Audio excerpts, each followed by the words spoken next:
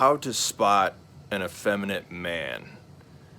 When we speak of effeminacy, we're talking in the terms of the Latin theological tradition. We're not talking colloquially. Colloquially, effeminate men means basically a certain temperament of man, sanguine or phlegmatic, a man who might be gentle. That is not effeminacy. That's simply a temperament.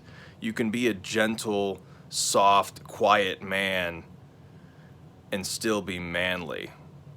If you're a compassionate man, the mark of effeminacy is a reluctance to suffer due to an attachment to pleasure. Even a quiet, gentle man is willing to suffer and willing to die when necessary, and he is manly.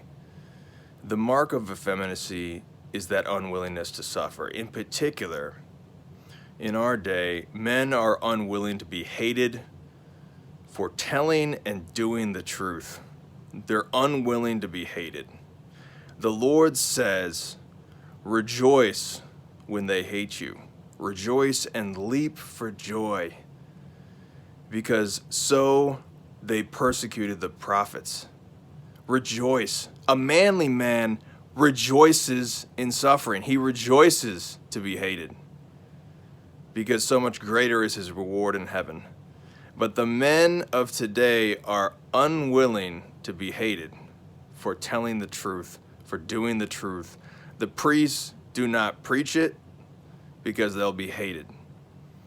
They're effeminate because they are afraid of being hated by the people for telling the truth. The men, the husbands, are unwilling to lead their wives because they're afraid that their wives will hate them. They're afraid of the emotional reaction from their wives, and they're effeminate. Do not wish to blame all the popes and the bishops for this crisis we have. Where do you think they came from? They didn't come out of nowhere. They came from families. They came from society and culture that was built primarily by fathers and husbands who were effeminate first. They were effeminate first because when the feminists arose and they sought to remake society in a feminist Marxist image, the men of that day were unwilling to be hated for the truth. They were unwilling to speak and do the truth and be hated for it. And that's the problem. So do not seek to blame first the hierarchy, although they bear a great deal of blame. Understand, men, that you must speak and do the truth and then rejoice in the truth. Rejoice in being hated.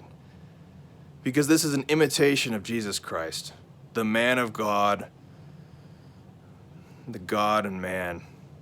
He was hated for doing the truth, for speaking the truth. Imitate him and rejoice in being hated for his sake. Priests, preach the truth. Rejoice in being hated for the sake of the gospel, which is the power of salvation. Do not be afraid to be hated, but rejoice in this suffering. Do not be effeminate.